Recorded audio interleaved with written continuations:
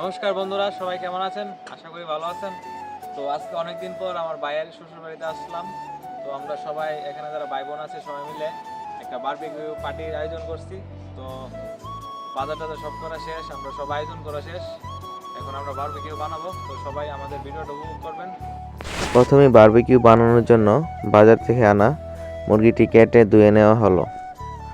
তারপর ধোয়া মাংসটি একটু বলে নিয়ে সেটাতে এখন মশলা অ্যাড করা হবে। প্রথমে দিয়ে দিলাম আদা রসুন পেঁয়াজের পেস্ট, তারপর কিছুটা টক দই, তারপর এখানে বাজার থেকে আনা বারবিকিউ মশলাটি সম্পূর্ণ দিয়ে দিলাম। মশলাটি দেওয়ার পর এখানে বারবিকিউ সস অ্যাড করব। বারবিকিউ সসের পাশাপাশি আলাদা একটু স্বাদ করার জন্য আমরা প্রাণ সসও দিতে পারি। প্রাণ সস দেওয়ার পর এখানে কিছুটা সরিষার তেল দিয়ে দিলাম, কারণ সরিষার তেল না দিলে বারবিকিউতে একটা ফ্লেভার আসবে না। তারপর কিছুটা পরিমাণ হলুদ গুঁড়ো এবং তার সাথে কিছুটা মরিচের গুঁড়ো দিয়ে দেওয়া হলো। মরিচের গুঁড়ো দেওয়ার পর হালকা একটু স্বাদযুক্ত করার জন্য কিছু পরিমাণ লবণ ছিটিয়ে দেওয়া হলো। লবণ দেওয়ার পর হালকা একটু মেখে নিয়ে তারপর এটাতে 2-3 টুকরো লেবু অ্যাড করা হলো।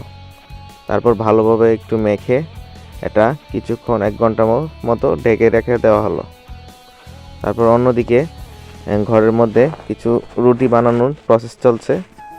আর তারপর আমরা ছাদে চলে আসলাম। এখানে এসে চুলা বানানোর জন্য কয়লা দিয়ে দিলাম।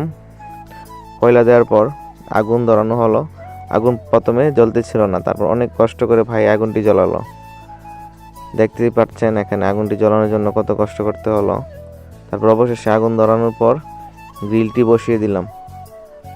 গ্রিলের পর হালকা করে কিছুটা তেল লাগিয়ে দিলাম, সরষের তেল, যেন মাংসগুলো লেগে না যায় সেই জন্য।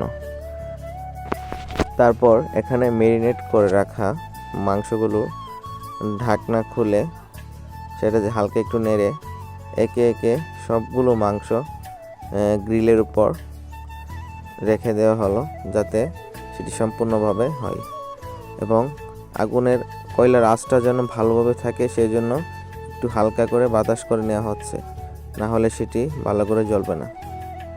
তারপর হালকা একটু তেল লাগিয়ে সেটাকে উল্টে দেওয়া হলো এবং কিছুক্ষণ হওয়ার পর যেটি ভালোভাবে হইল সেটিকে আমরা নামিয়ে নিলাম।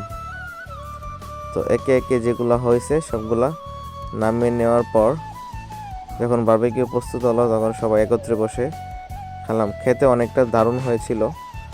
তো যারা সবটা ভিডিও দেখছেন সবাইকে অসংখ্য ধন্যবাদ। ভালো লাগলে লাইক কমেন্ট শেয়ার করবেন।